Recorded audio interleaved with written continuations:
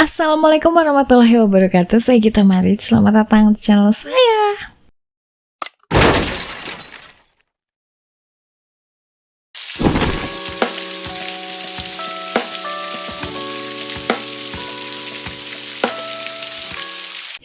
Di video kali ini saya ingin sedikit cerita tentang kasus yang bikin geremet banget, gemes banget gitu kalau ngomongin ini. Ini saya ingin bahas tentang Vampire of Dusseldorf atau vampir dari Dusseldorf. Kayak yang kita tahu nih, Dusseldorf ini adalah salah satu kota yang ada di Jerman.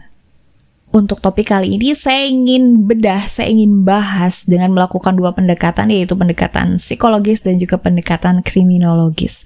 Untuk lihat apa sih kira-kira penyebabnya seorang manusia bisa menjadi vampire.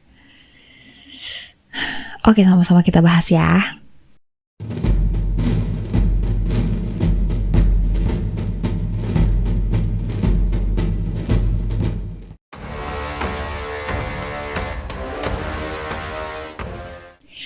Dusseldorf, Jerman di tahun 1929 adalah sebuah kota yang terperangkap dalam ketakutan yang gak bisa diungkapkan, mencekam.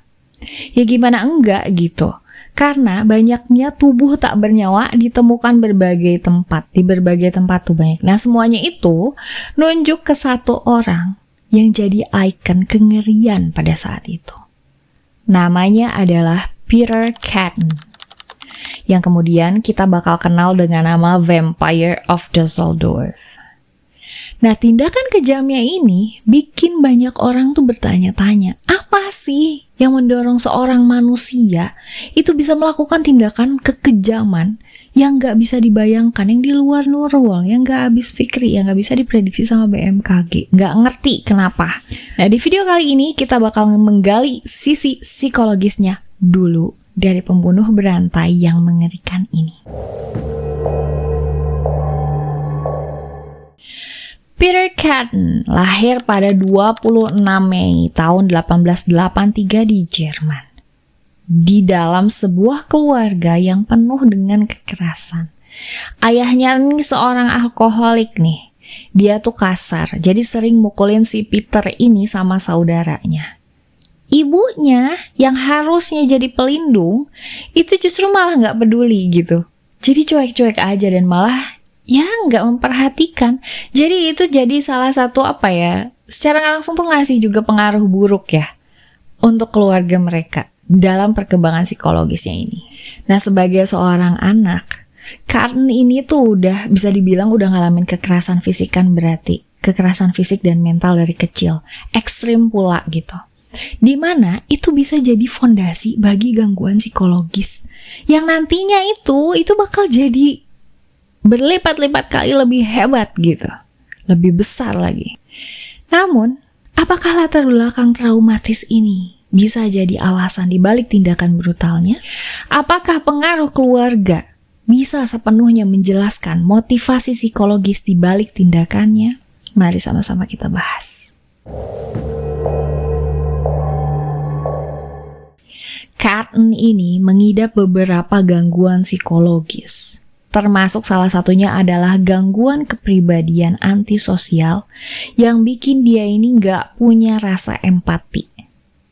Nggak punya rasa empati terhadap orang lain. Bahkan nih sebagai anak muda gitu, dia tuh malah cenderung sadis. Cenderung sadis sama hewan, apalagi sama manusia. Nah ini tuh bisa dibilang kayak titik awal, tanda-tanda awal dari perilaku yang bisa nantinya tuh mengarah ke kekerasan terhadap manusia. Katan ini memiliki keinginan kuat gitu untuk mendominasi dan mengontrol korban-korbannya. Dia juga punya fantasi seksual yang sangat menyimpang. Jadi dia kecenderungannya tuh untuk membunuh, tapi sebagai kenikmatan gitu, sekaligus sebagai bentuk kenikmatan seksual. Hal ini tuh menciptakan gambaran seorang individu yang tidak cuma cari kekuasaan ya, tapi juga merasa terangsang oleh penderitaan yang dia timbulkan ke korbannya. Dia kulasi, cuma dengar suara darahnya muncrat gitu dari korbannya. Dan dalam beberapa kasus, dia tuh menyatakan bahwa dia tuh puas gitu. Dia puas tuh lihat darah kayak gitu, kematian korbannya di tangan dia gitu, dia tuh puas.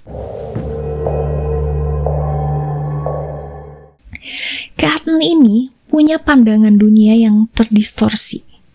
Jadi di mana dia tuh lihat dirinya sendiri tuh sebagai dewa. Udah nggak beres gitu pandangan dianya aja. Jadi dia tuh mikirnya dia adalah dewa yang bisa nentuin nasib orang lain. Nah, hal ini tuh menciptakan pandangan moral yang kabur. Jadi menunjukkan bagaimana gangguan psikologis itu bisa menghancurkan pemahaman seseorang tentang batas-batas antara benar dan salah. Akibat sudah terdistorsi, dia nggak bisa lihat lagi. Pada akhirnya, setelah serangkaian pembunuhan yang mengejutkan dan brutal, Cotton tertangkap di tahun 1930. Nah, selama interogasi berlangsung, dia ngaku dengan tatapan dingin dan tanpa ekspresi, tanpa emosi. Dia ngaku semua tentang kejahatannya. Tapi dia nggak nunjukin sikap yang menyesal gitu. Nggak ada. Psikologisnya yang tertutup ini dan sikap tanpa emosinya ini nunjukin seberapa besar tingkat kebekuan emosi dari Peter Cotton. Ya luar biasa ya gitu. Ini tuh salah satu ciri khas dari individu dengan gangguan kepribadian antisosial yang ekstrim.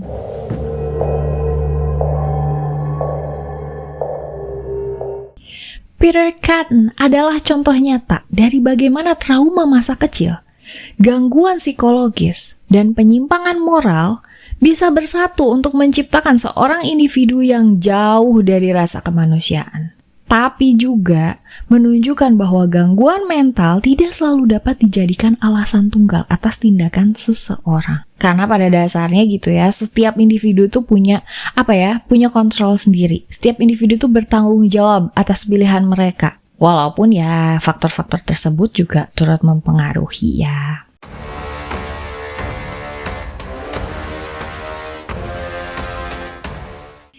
Peter Cotton yang dikenal sebagai Vampire of Dusseldorf bukan hanya sosok yang menakutkan nih, tapi juga representasi dari kegagalan sistem kriminal pada masa itu.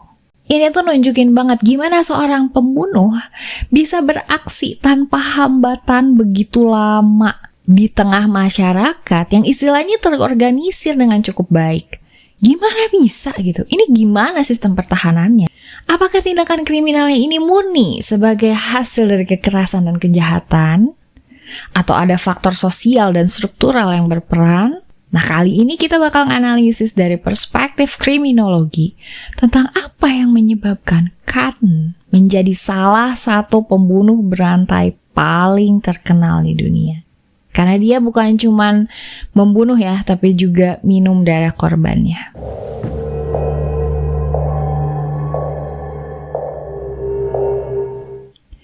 Di akhir abad ke-19 dan awal abad ke-20, Jerman ini mengalami gejolak sosial dan ekonomi yang luar biasa.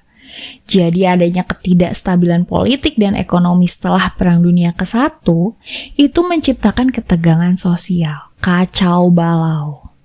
Kemiskinan dan ketidakpastian hidup itu bikin masyarakat tuh terpinggirkan.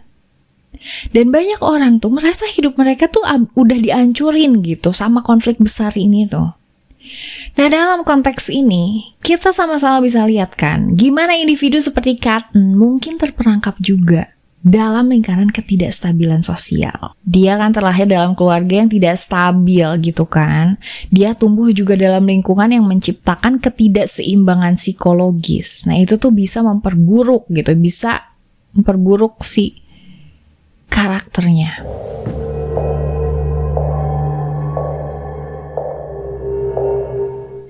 Salah satu elemen penting dalam kasus Cotton adalah kegagalan penegakan hukum pada waktu itu.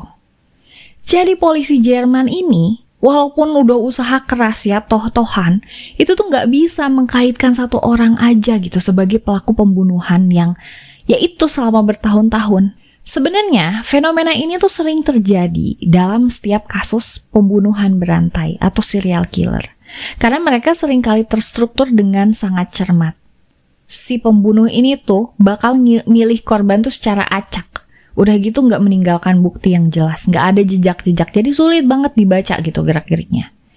Nah, selain itu, pengaruh teknologi dan sistem investigasi masih sangat terbatas.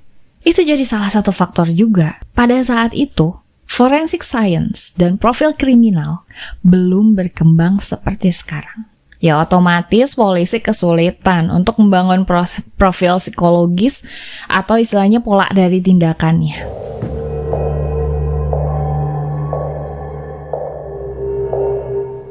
Cotton ini tidak hanya seorang individu dengan gangguan psikologis ya, tapi dia juga bisa dibilang mencerminkan bagaimana kekerasan bisa muncul sebagai respons terhadap ketidakadilan sosial dan pribadi.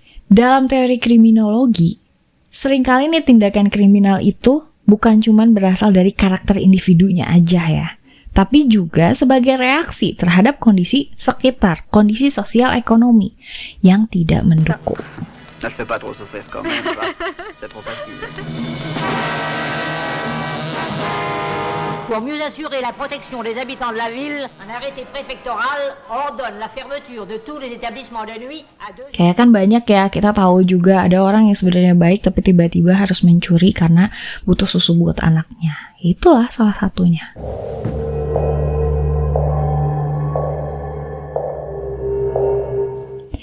Penangkapan Cotton adalah puncak dari perjuangan panjang polisi Jerman untuk mengidentifikasi dan nangkep seorang pembunuh berantai. Bertahun-tahun coba gitu kan.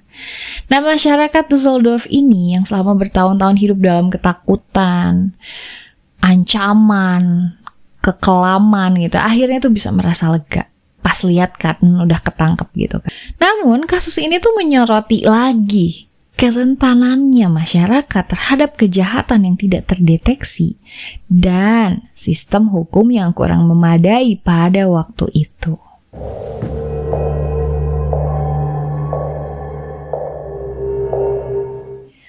Peter Cotton adalah contoh sempurna dari interaksi antara gangguan psikologis individu dengan faktor sosial ekonomi. Combo langsung, jos. Dalam memunculkan tindakan kriminal nih ya, dari sisi negatif. Nah, kasusnya ini tuh menunjukkan bahwa meskipun sistem hukum bisa jadi garis pertahanan melawan kejahatan, tapi ternyata gitu kejahatan yang lebih kompleks itu seringkali justru memerlukan pemahaman yang lebih mendalam tentang kondisi sosial, ekonomi, dan psikologis.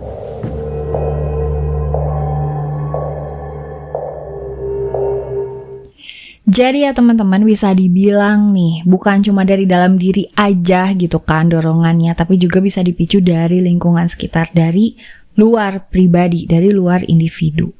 Jadi bukan cuma gangguan kepribadian, trauma, tapi faktor sosial ekonomi dan kegagalan sistem hukum pun bisa jadi faktor yang mendukung Peter Cotton melakukan itu pada waktu itu. Oke teman-teman, makasih banyak untuk yang udah nonton video saya kali ini. Lumayan merinding ya dan agak gimana gitu. Dan sebagai hint aja nih, clue aja bahwa peneliti, para ahli itu yang penasaran kenapa sih ada orang sejahat ini. Karena kan selain membunuh dia juga minum darahnya ya, minum darah korbannya gitu. Akhirnya para peneliti itu memutuskan untuk membelah kepala Cotton dan diteliti otaknya. Pengen tahu bentuk otaknya beda nggak sih seorang serial killer dengan kita manusia biasa? Ternyata hasilnya itu nggak ditemukan perbedaan, sama-sama aja otaknya kayak gitu. Bahkan bisa dibilang Peter Cotton ini adalah orang yang terdidik, orang dengan tingkat intelijensi yang tinggi, well-mannered, tapi bisa seperti itu. Untuk teman-teman yang kepo nih, kepala Peter Cotton ini sekarang diabadikan di Museum Ripley's di Amerika Serikat. Oke. Makasih ya untuk yang udah nonton video saya kali ini. Untuk yang suka sama topik-topik kayak gini, kriminal, terus psikologis ya gitu, boleh di like, comment, share, subscribe. Kalau misalnya ada informasi yang belum sempat saya sampaikan, boleh ditulis di kolom komentar. Jangan lupa jaga terus kesehatan fisik dan kewarasan mental. Sampai ketemu lagi di video saya selanjutnya. Saya Gita Marici undur diri. Assalamualaikum warahmatullahi wabarakatuh.